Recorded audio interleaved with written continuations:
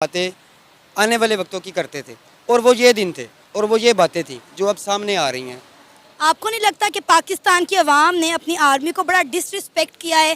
جس طرح سے کینٹ ایریا میں جا کر توڑ پھوڑ کی گئی، عسکری ٹاور کو جلایا گیا، ہر جگہ نقصان کیا گیا۔ دیکھیں، نہ نقصان آرمی کا ہوا نہ ہی سیاست دانوں کا، مجھے لگتا ہے نقصان میرا تھا، آپ کا تھا، کیونکہ یہ چیزیں ہمارے ٹیکسوں کے پیسوں سے بنی ہوئی تھی۔ جی ایسی ہے۔ یہ ادارے جو ہوتے ہیں، یہ جتنے بھی ہم دیکھتے ہیں ہسپتالوں میں آپ استعمال کرتے ہیں یا اپنے ڈیفنس کے لیے، اپنے دفاع کے لیے استعمال کرتے ہیں، یہ عوام کا پیسہ ہی ہوتا ہے، کیونکہ ہم ٹیکس پیڈ ہوتے ہیں، ہمارے ٹیکس سے یہ ادارے چلنے ہوتے ہیں۔ اب دیکھیں، ہماری بڑی بڑی ملیں جو ہیں وہ نجکاری کر دی گئی ہیں، ان کا دیوالیہ کر دیا گیا ہے۔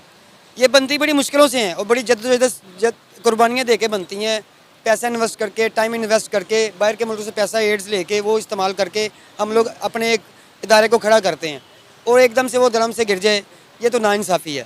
لیکن یہ دیکھنا بھی چاہیے کہ حالات کریٹ کس نے کیے ہیں۔ آپ وزیر قانون کو حاضر اس کو لے کے ہیں، کٹہرے میں لے کے ہیں، ساتھ میں ان لوگوں کو بھی لے کے ہیں جو اس چیز کے ذمہ دار ہیں۔ ذمہ داران کو بھی آپ پوچھیں نا، ان کو لے کے ہیں، نیب کو بھی لے کے ہیں عدالت کے کٹہرے میں، کیا ان کے پاس تھے جو انہوں نے کام کیا ہے، کیا وہ لیگل تھا کہ ان لیگل تھا؟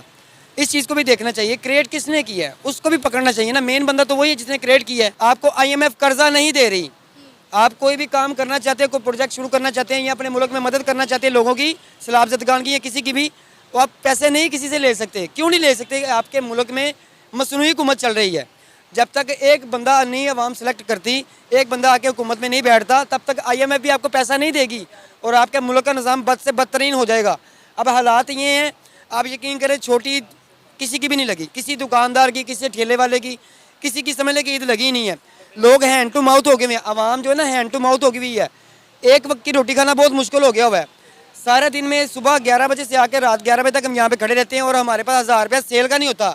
ہم وہ لوگ ہیں کہ ٹھیلے والے بھی ادھر 5-7 ہزار روپے سیل کر لیتے تھے، جس میں ہمارے بچوں کے لیے روزگار مل جاتا تھا ہمیں۔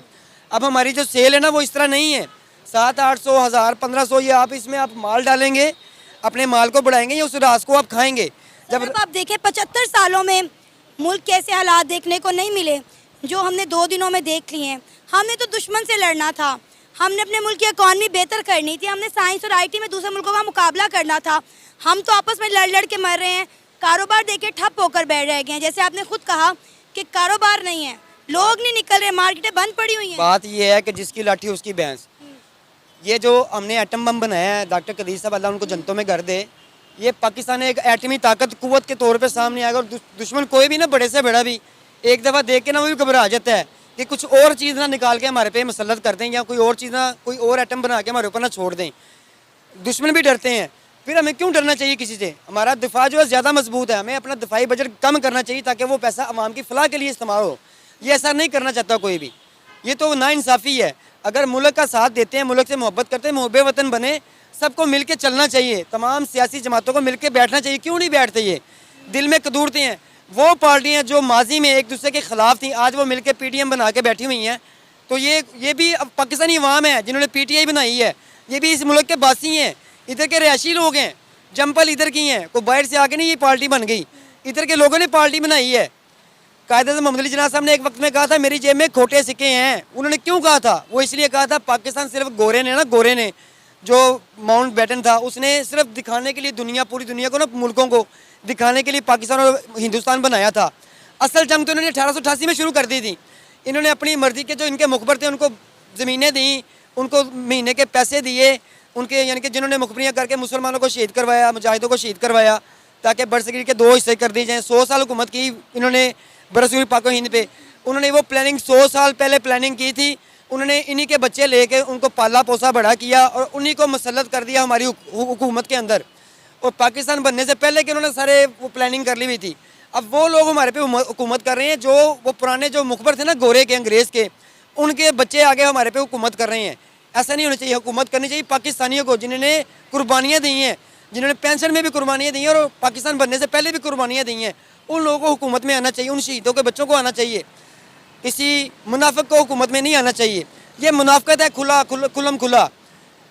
آپ 15 سال 20 سال سے براجمان ہے، یہ برطانیہ نہیں ہے کہ آپ کو بادشاہت کا تاج جو ہے نا وہ اس کا بیٹا ہی لے گا، آگے اس کی اولاد ہی لے گی۔ یہ پاکستان ہے، खाना काबा में भी जो है ना उसी तरह सल्तनत उस्मानिया टूटी थी और अल सऊद ने आके हुकूमत की थी और सऊदी अरब उसका नाम बन गया और सऊद की नस्ल जो है ना वो बादशाही दौर चल रहा है। ये निज़ाम को आप पीछे से देखें, आप 1888 से 1856 से देखें जब सलीबी जंगें छिड़ी थी, आप वहाँ से इस तासर को देखें और पाकिस्तान किस दुराहे पे खड़ा है आप उस चीज़ को देखें। आप ये ना कहें कि 75 साल हो गए हैं पाकिस्तान नुकसान पे जा रहा है, कभी ऐसा नहीं हुआ।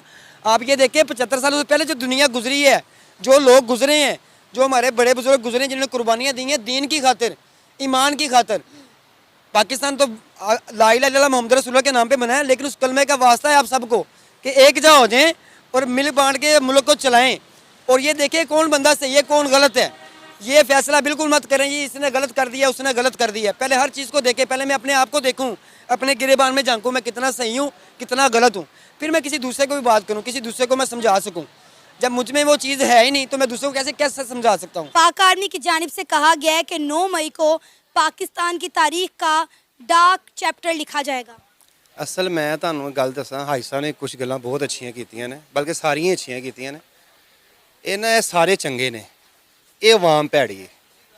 ਇਹ ਆਵਾਮ ਹੈ ਜਿਹੜੀ ਨਾ ਇਹਨਾਂ ਲੋਕਾਂ ਦੀ ਗੱਲਾਂ ਦੇ ਵਿੱਚ ਆ ਜਾਂਦੇ ਨੇ। ਨਾ ਨਵਾਜ਼ ਨੇ ਸਾਨੂੰ ਕੁਝ ਦਿੱਤਾ ਤਾਂ ਨਾ ਇਹਨੇ ਦਿੱਤਾ। ਇਹ ਜਿਹੜੀ ਇੰਡੀਆ ਨੇ ਗੱਲ ਕੀਤੀ ਹੈ, ਅਸੀਂ ਤੇ इंडिया ਨੂੰ ना कुछ नहीं समझते। इंडिया ने नहीं किया, हमारी आर्मी ने कहा है। अगर आर्मी ने किया तो आर्मी ने भी गलत किया, आप बैल मुझे मार। आर्मी को भी ये बात नहीं करनी चाहिए। क्यों की है? हमारा मुल्क है, हम फैसला करने वाले बैठे हैं ना बड़े, तो करें वो फैसला। इंडिया क्या है? अगर ये आर्मी या इमरान खान ये सब, मैं कह रहा हूँ ये सब सही हैं, ये हम लोग सिर्फ फुद्दू बने हुए हैं। ये फुद्दू है ना, देखे हर दुकानदार बेचारा परेशान है, ये अपने चक्करों में पड़े हुए हैं, कुर्सी के चक्करों में। आप ये देखें जितने लोग पकड़े गए हैं, इमरान खान के पकड़े गए हैं ना, उनको कौन छुड़ाएगा? वो पागल थे, उनको क्या चाहिए था? इमरान खान ने तो आ ही जाना था बाहर, क्या ज़रूरत थी इतनी तोड़ फोड़ करने की? वो उन्होंने मुल्क का किया है, यानी कि मुल्क की तोड़ फोड़ के मुल्क का नुकसान किया है उन्होंने। इमरान खान का किया मेरा उन्होंने। नहीं ख्याल कि ये जो नुकसान जिन लोगों ने किया है ना, ये मेरा नहीं ख्याल कि ये मुसलमान है।